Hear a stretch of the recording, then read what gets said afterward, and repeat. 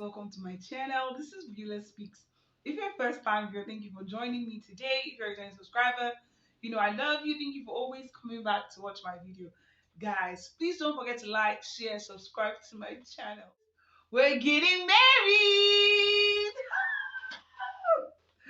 Yeah, we're getting married. But, you know, in case you have said these words, in case someone just engaged you, in case you are going to the altar with your better half, this is the conversation. This is the conversation you should be having before you get married.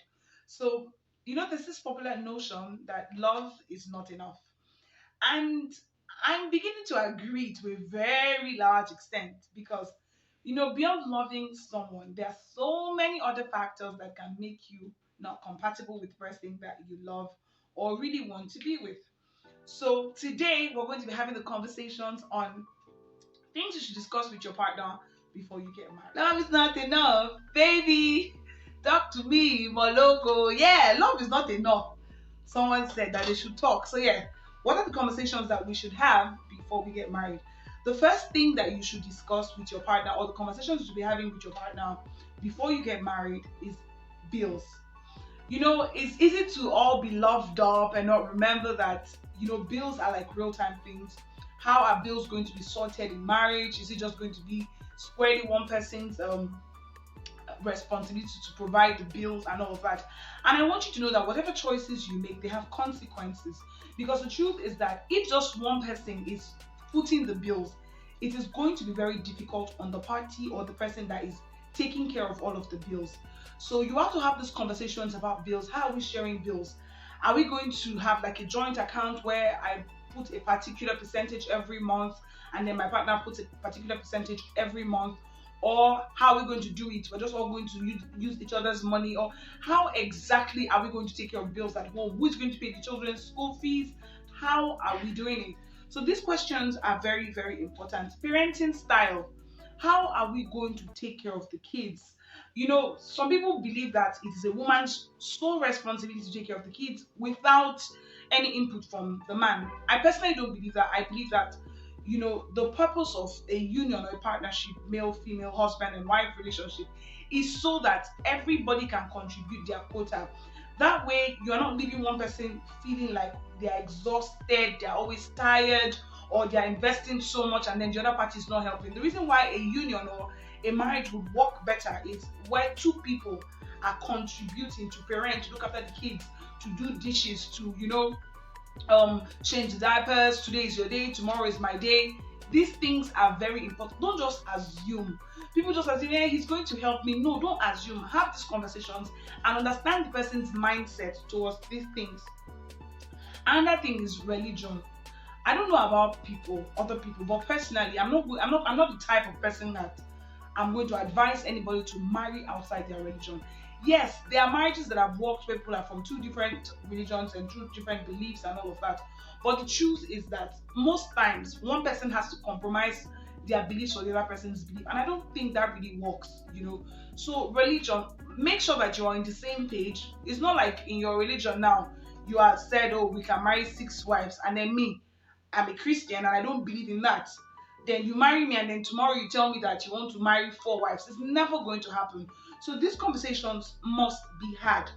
Also, what belief systems are you going to instill in your children? Times have changed and people's perspective on a lot of things have really, really changed. Talk about things. What is your take on abstinence? What's your take on teenage delinquency? All of these things are conversations that should be had before marriage, not in the marriage, because you get into marriage and you feel like, I don't know my partner, or this is not the type of mindset that I want raising my kids. So it is very important that you are having these very important conversations before the marriage itself or before you get wedded, because at the end of the day, I know that, you say, well, maybe I can divorce, but honestly, I don't think people should get married with the mindset that divorce is an option, because I feel like if you already go into marriage with that mindset that divorce is an option, things that you ordinarily will be able to walk through, you already be on your way out to the door.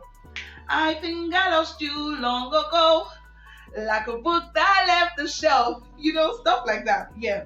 Another thing that you should talk about before marriage is childhood traumas.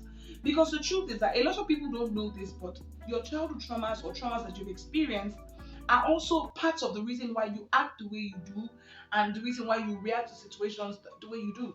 So if you have an understanding of your partner's childhood traumas or things that they've been through in life and their past experiences, it better prepares you for how you are going to handle things in the future, or in case that childhood experience or that trauma comes knocking, you guys will be better prepared to resolve it than when it just happens upon you and then you're already married and you find out that, oh, my partner has this trauma that is stopping him from maybe enjoying things that he's supposed to enjoy, or her from enjoying things that she's supposed to enjoy. So it is very, very important that you have this kind of conversations. Also, sexual expectations from your partner. I know that this feels like sex is everything, that maybe the topic is being spoken about all the time. There's information on the internet, but it's different from party to party and from person to person. So it's important that you are having conversations with your partner about sexual expectations. What do they expect? What do they expect of you in marriage, or what do they expect of you when it comes to sex and all of that? Yeah, family history. This is very important because there are some illnesses that are hereditary, like cancer, diabetes, and just a lot of other illnesses that are hereditary. So you're not having this conversation so that you will run away from the person, even mental health illnesses.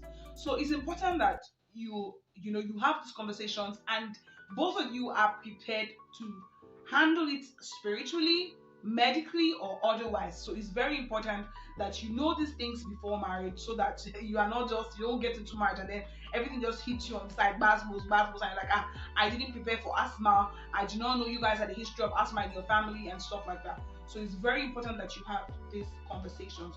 Also, their views on life, their political views, what they align with.